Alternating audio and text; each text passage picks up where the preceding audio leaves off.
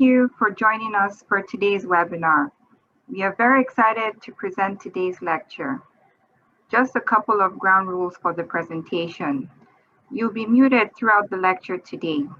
If you have any questions, please feel free to type them into the Q&A box during the talk.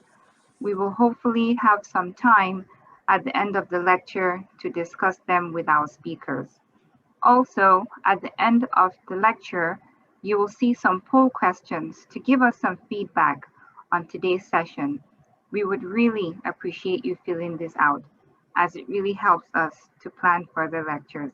Now I'll hand it over to Dr. Hung to introduce our speakers. Good morning. We're glad that all of you can join us for this month's webinar. As you know, over the last few months, we've been talking about a variety of topics related to Parkinson's, and this month we're really very excited to have our Center of Excellence speech therapists lead today's discussion about speech and swallowing. We're very fortunate to have two great speech therapists in our group, Jennifer Freeburn and Elizabeth Christensen. And together they're going to be talking today about some of the issues that people with Parkinson's can face in regard to their speech and swallowing throughout the course of their illness. So with that, I'm going to pass it off to Jen and Liz, and you can take it from there. Perfect. Thank you so much. We're really excited to be here with everyone. Just to give a quick introduction, my name is Jen Freeburn. I am an outpatient speech pathologist at Mass General, and I work primarily with patients experiencing different types of neurogenic communication disorders, which can often affect both motor speech, so the speech mechanism itself, and then also language and cognition. And hi, my name is Liz. I'm also an outpatient speech pathologist at MGH, and I work primarily with swallowing and speech disorders, and similar to Jen, with kind of neurogenic causes. So yeah, that's us. We're excited to speak with you today. So we will move kind of quickly through some of these introductory slides, just talking a little bit about the experience of people with Parkinson's disease. Please feel free at any time to type your questions into the chat, and we will try to answer them along the way if we can. We're also going to try to leave a decent amount of time at the end for questions, as I know that a lot of times people know in general what's happening with speech pathology, but have a lot of specific questions to ask. So please feel free. We will try to multitask and take a look at the chat as we go. Otherwise, we'll try to get to all questions at the end. So this is sort of just a real introductory idea of what happens with movement disorders or in Parkinson's. So these are some of the areas of difficulty that a lot of people experience. So a lot of these probably sound familiar. I'll go through them fairly fast. So stiffness, slowing of movement, freezing of movement, more rapid movement over time, which we call festination. So when a movement starts in a fairly normal way and then becomes faster and faster to the point where that quickness is abnormal. And then also tremor. So a lot of these might sound familiar, but I think the most important point here is that a lot of these difficulties can actually show up in the speech and swallowing mechanisms. So for example, we often see a less expressive face due to some of that limitations of movement. We also see swallowing difficulties due to changes in the muscles in the speech and swallow mechanism. Similarly, imprecise speech or changes in speech and low voice volume, which again have a lot to do with some of that range of movement or strength. And then also difficulties with breathing or respiration, which certainly does affect the speech mechanism specifically, and also swallowing and our strength of coughing. So just to give a brief introduction of who the speech pathologist is on a team, you probably have a lot of different people who are familiar to you in terms of the medical team. So often folks have primary care, neurology, a lot of different specialists who may be dealing with different body subsystems.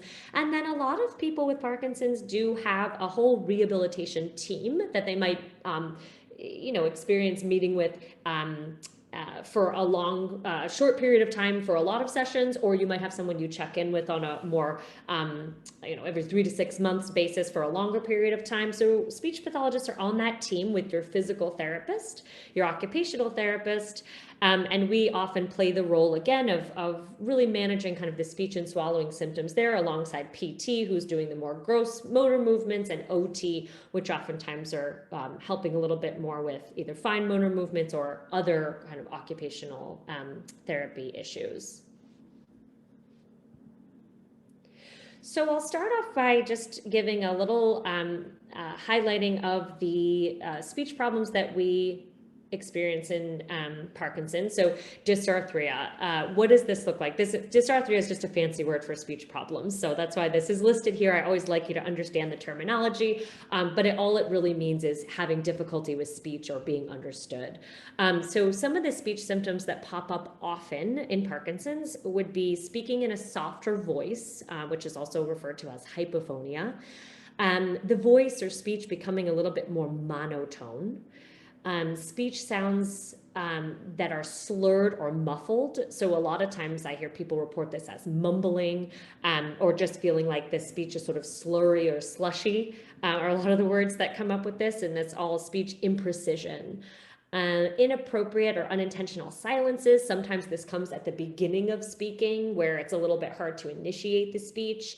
Sometimes it does come throughout the course of conversation.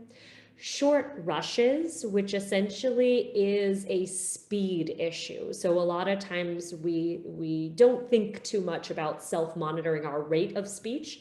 In Parkinson's disease, we can tend to see that there are periods where speech rate is normal, where it's going along at a certain pace, and then there might be rushes of speech that goes back to that idea of festination. And then a hoarse or weak vocal quality. This can also sometimes feel like the voice just isn't as strong as it used to be in a lot of cases, and I hear people describe it this way.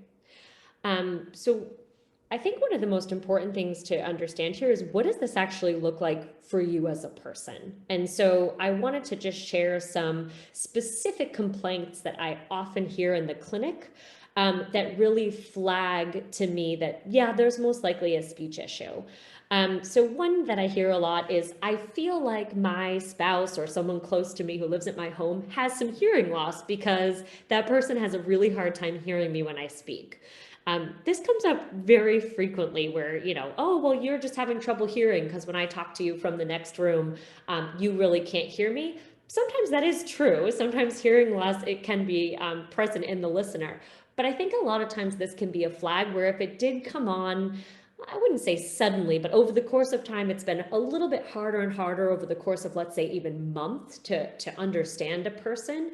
I would say that's a decent flag that there might be something happening with the speech, especially given that a softer voice is oftentimes an effect of Parkinson's. So it's something to be on the lookout for sure. Another thing that might feel kind of subtle, but I hear a lot, is that my voice feels really tired after I've been talking for a while. So, and it might not even be at the end of, a 3 or 4 hour conversation or, a bunch of different work calls back to back, but rather, I called a friend, I spoke with that person for a half hour, and at the end of that, I felt like I really needed to rest my voice. I felt very tired. It was very effortful to get the speech to come out.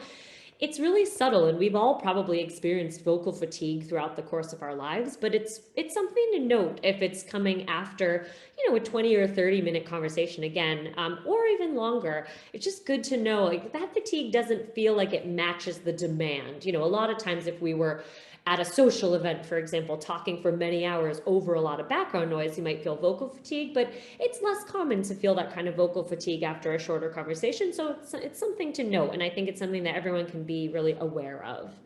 I avoid making phone calls because people have trouble understanding me on the phone. This one also comes up often.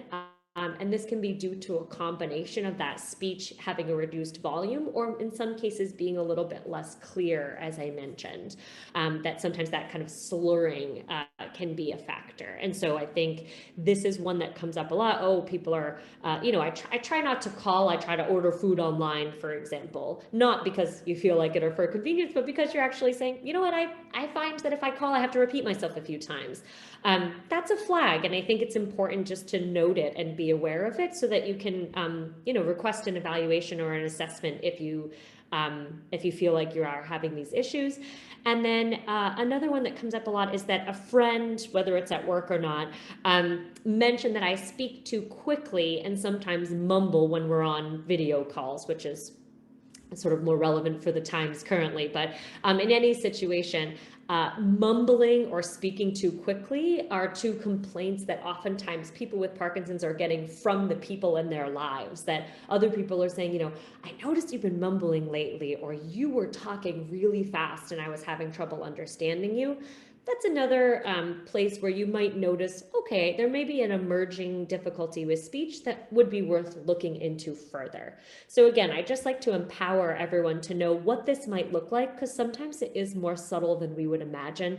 And it's good to just have on your radar what some of these complaints might look like in the speech realm. So that brings us to problems in the swallowing realm. So swallowing problems with people that have Parkinson's is also the fancy term dysphagia, or just the medical term you might hear. That just simply means problems swallowing or sometimes even chewing. So some of the, similar to speech, this can look different in different people. So everyone kind of exhibits these symptoms in a little bit different way, but some of the common ones are clearing your throat a lot, especially when you're drinking, kind of taking a drink and going after every couple sips or every sip even. Coughing after you're eating and drinking. So even up to a minute later, having these big coughing, like junky cough, feeling that food or sometimes pills can feel stuck in your throat and have to swallow a couple times to get it down, or even some people report they have to cough it back up and try to swallow it again. Going back to the pills, so a lot of people report that they have problems swallowing pills, and maybe even they get stuck in their mouth or down in their throat. Taking a long time to eat. So just, you notice you used to finish a meal in 15 or 20 minutes, and now it's taking much longer.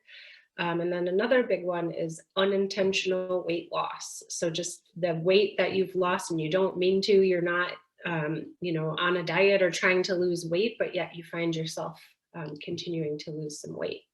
Go ahead. So similar to the speech, what's relevant is what does it look like for you in your real life? So a lot of people can say, the first one, I feel like I can't eat the foods I used to love, like a big piece of steak, a big bite of steak. So some of the common foods I hear people say that they're having issues with is a lot of times meats, pork chops, pieces of steak. Another really common one is really big, thick pieces of bread or rolls. Those are some common ones. And rice, actually, interestingly, is another common one I hear. Another one with the weight loss is my pants are too big and I need a smaller belt. I think I've been losing too much weight. So instead of, if you don't have a scale at home and you don't know how much weight you've lost, are your pants getting too big for you? Do you keep having to go up and up on your belt loop, or down and down, I should say, on your belt? It has become really hard to take my pills. I had to start cutting some in half. So a lot of patients out, by the time they come to us, I hear that the pills are getting cut in half, or they're having to crush them, or even avoiding taking some of the big multivitamins because they're feeling just too hard to swallow. A lot of people have their pills kind of get stuck up in their mouth, and it's hard to kind of initiate that, getting it out of the mouth even. I'm always the last one finished during a meal. It takes me forever to eat these days. Again, thinking about how you're the last one sitting at the table and have a hard time moving things sometimes out of your mouth and into your throat, feeling like things are getting stuck, all of that. Another one that's really something to watch out for is I seem to have a junky cough after I eat, or a junky cough after I drink. So that could be a sign that something is going down the wrong pipe and kind of getting into your lungs, which is why you would have that kind of junky cough right here. Okay. All right. So talking about the assessment, kind of what would happen if you came to see me or Jen or both of us.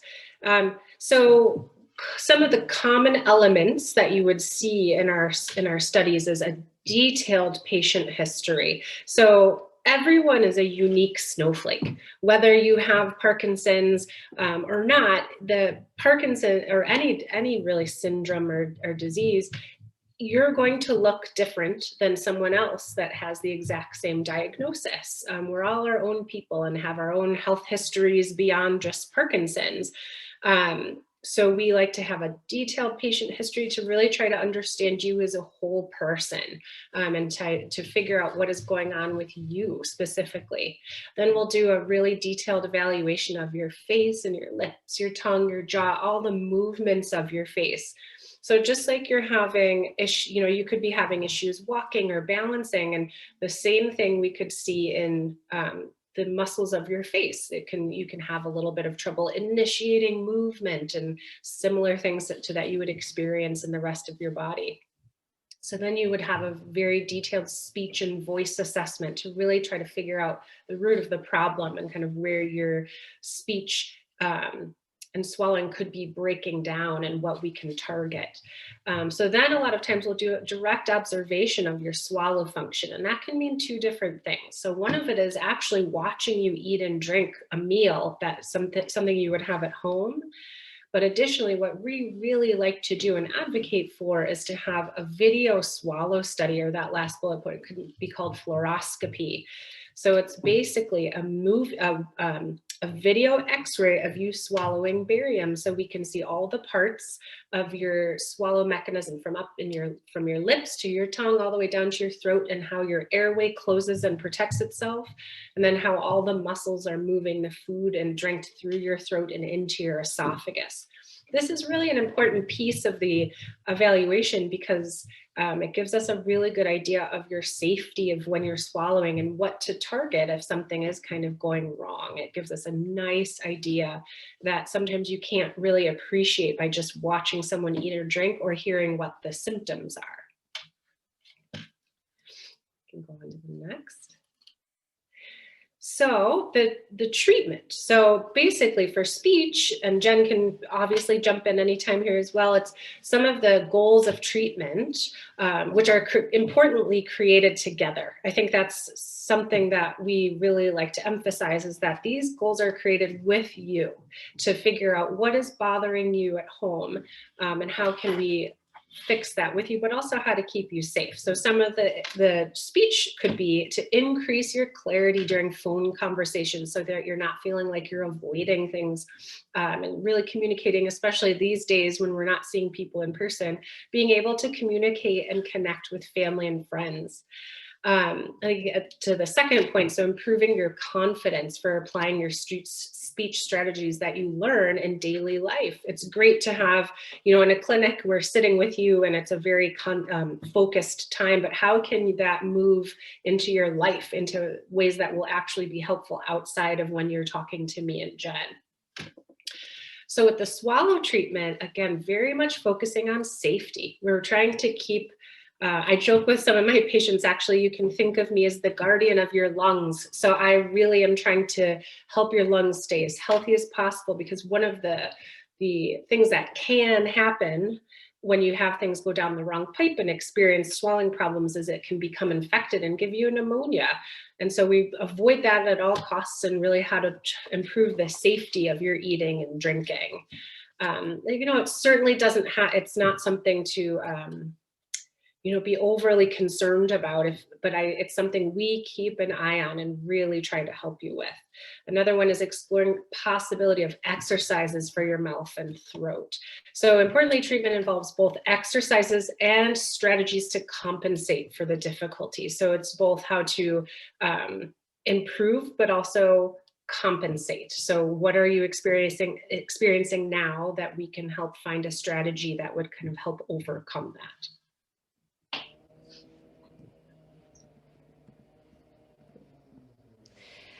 So I think it can't be said enough that the initial assessment goes directly into our treatment planning. And as Liz just mentioned, we really do that very, very collaboratively. So anything you see here in terms of goals for therapy, I think really needs to be taken with that piece in mind, is that each individual's therapy will look a little bit different because each individual has a different life and set of desires and things that are important to them.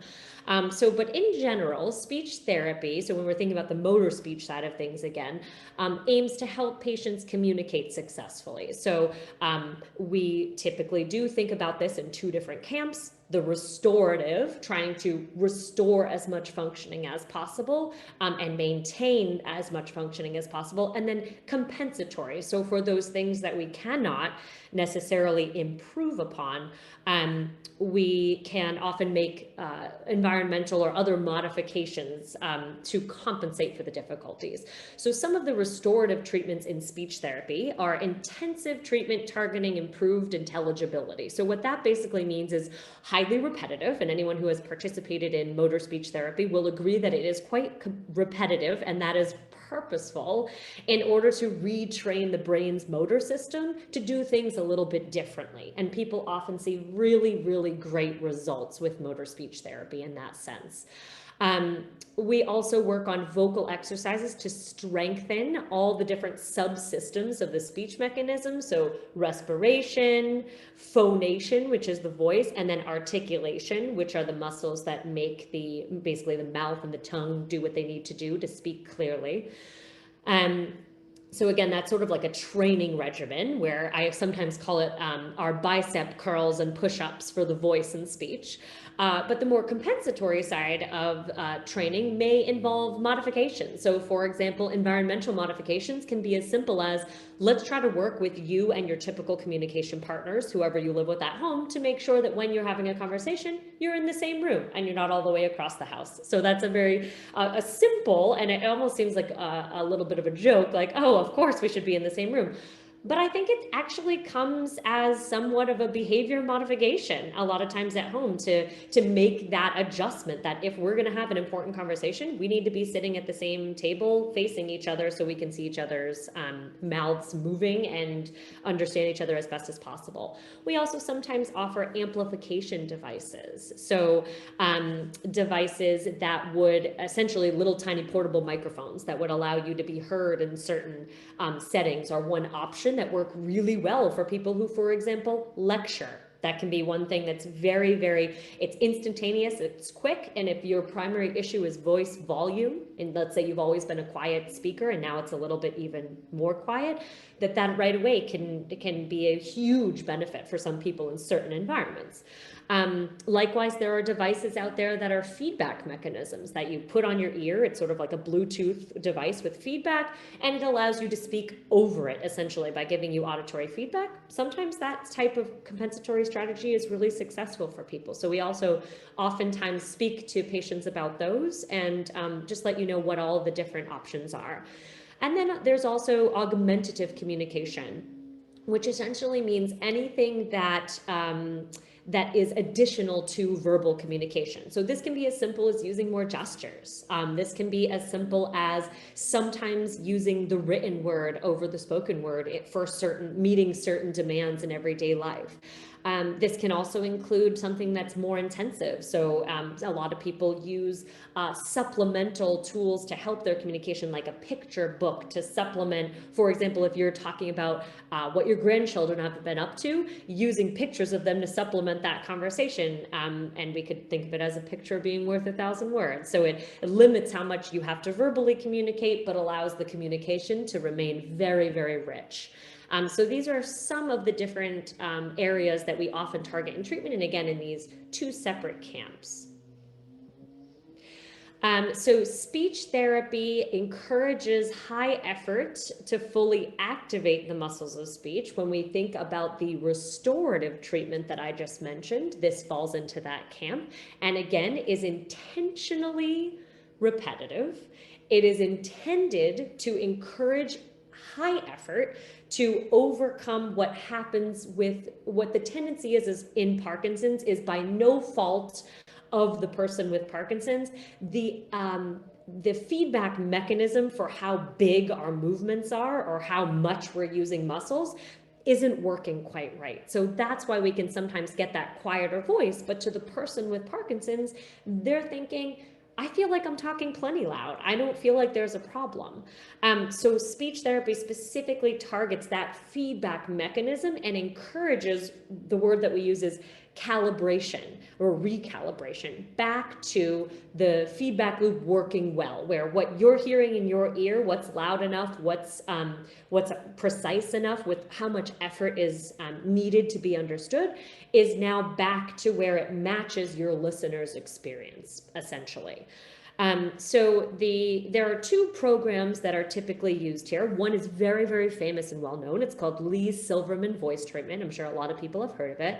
Another one that's just emerging now, but is very, very similar to LSVT or Lee-Silverman voice treatment is called Speak Out. It's a very similar program. Again, it is focused primarily on high effort and loudness in order to maintain or to get and maintain a better quality voice that can be understood better. So therapy sessions are quite intensive. They tend to be 3 to 4 times a week for about a month. So you kind of dedicate a month of your life, I sometimes say to people, to really improving the speech. But what it's intended to do is basically be a boot camp where every single day you're practicing over and over again. And again, with the intentionality of retraining the brain. So that's the idea of this speech therapy, the restorative strategies. And so for many people, these strategies are incredibly effective. That's what our data has shown us, which is really exciting, frankly. I think it also helps make it a good rationale to be worth your time, because it is a major time commitment, which is always what I'm telling people. It's not only the treatment itself, but then also I'm asking people to maintain a home program after this intensive speech period is over. And I often say that it is the same as keeping up with your exercise every day. So we all know it is vital to be getting out there and walking or doing whatever exercise that you do, biking for a lot of folks, or doing some kind of training with a personal trainer or a physical therapist. This is the very same thing, but it is for the speech and voice mechanism. And so maintenance is a huge piece of this therapy. But again, the good news is that work pays off. We often see, very often see, it's over 80% of people report improved speech symptoms, and we take measures of improved loudness, and that almost always improves in my experience. And most people actually maintain those results for, the studies I've seen only show up to 2 years, but for a sustained period of time after committing that month to the speech therapy. So similar to the speech, swallowing treatment has both restorative and compensatory purposes.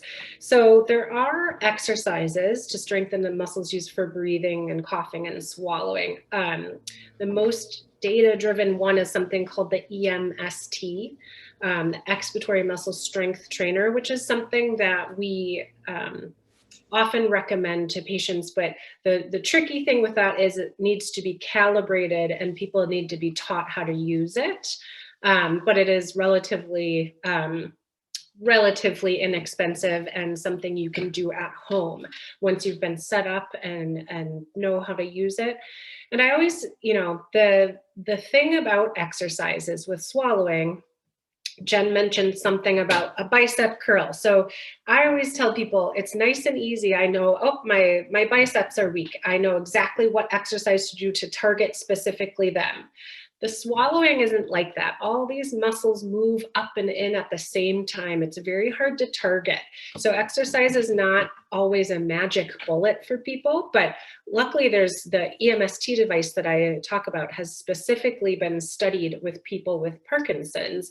And it has been shown to be helpful, especially in maintaining swallow function. So instead of having your function kind of decline like this, we like to keep it up as high as possible and slowly see that slope. And so again, kind of helping to keep function where it is. And moving to the compensatory. So again, very tailored to you and what your goals are, along with helping keeping you safe, and quality of life is just as important as quantity. So we talk a lot about that. But sometimes the compensatory strategies can be postural, tucking your chin, turning your head, or to alter your diet a little bit, which is, again, still being very careful to keeping goals and enjoyment in line. If you have a favorite food, maybe we can alter how the favorite food is cooked or cut, or things like that to help keep it safe and efficient. So yeah, a lot of times it's focused on compensatory strategies and some therapy. And again, this is all having the video swallow study prior to the treatment is what helps guide these choices that we make together. Go ahead and change it. So again, speaking of that, so treatment is dynamic.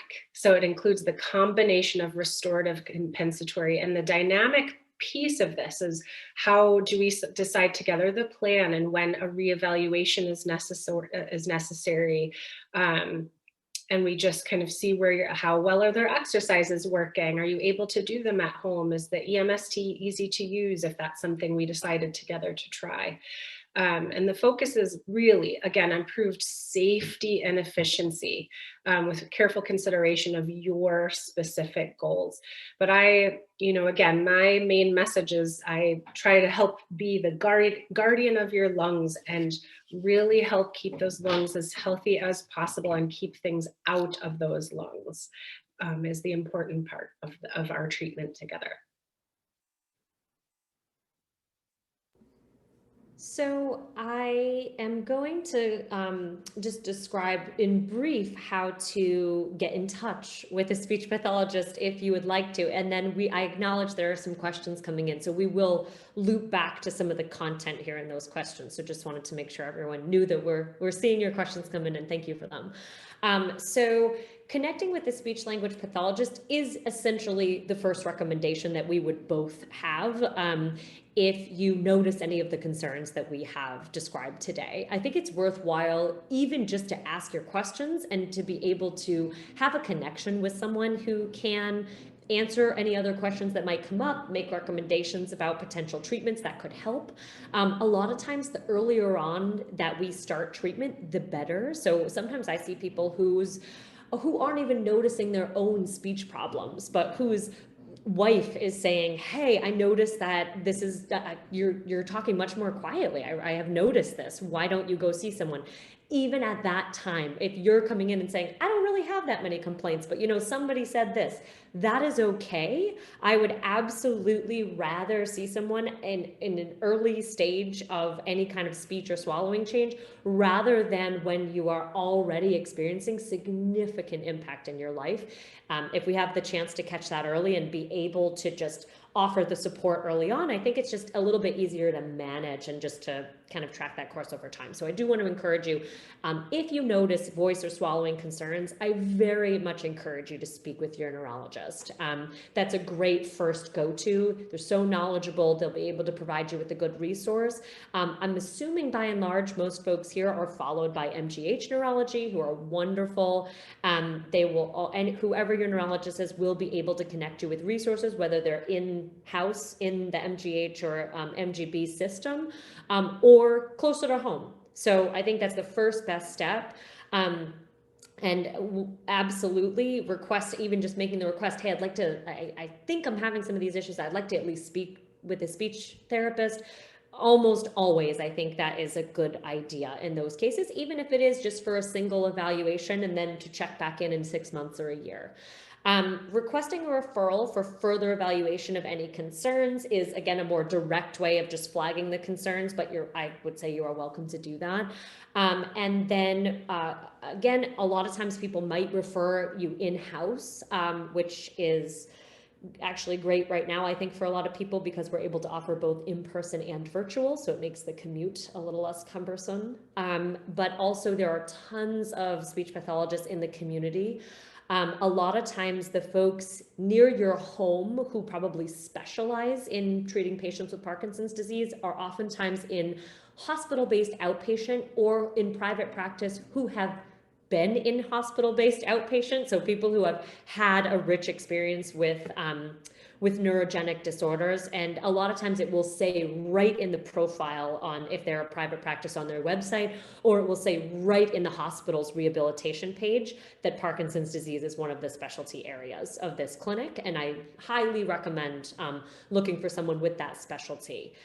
So if you need help finding those resources, we're always happy to try to even be a helpful resource for that. I also highly recommend the LSVT website, which I believe is lsvtglobal.com, has a wonderful search mechanism for finding LSVT certified clinicians who, by and large, have a lot of experience working with patients with Parkinson's disease. So that's another kind of secondary step if you're looking for someone who is in your area and perhaps you don't live in Massachusetts or something like that, or don't live near a hospital. That's another great resource for connecting with a speech pathologist.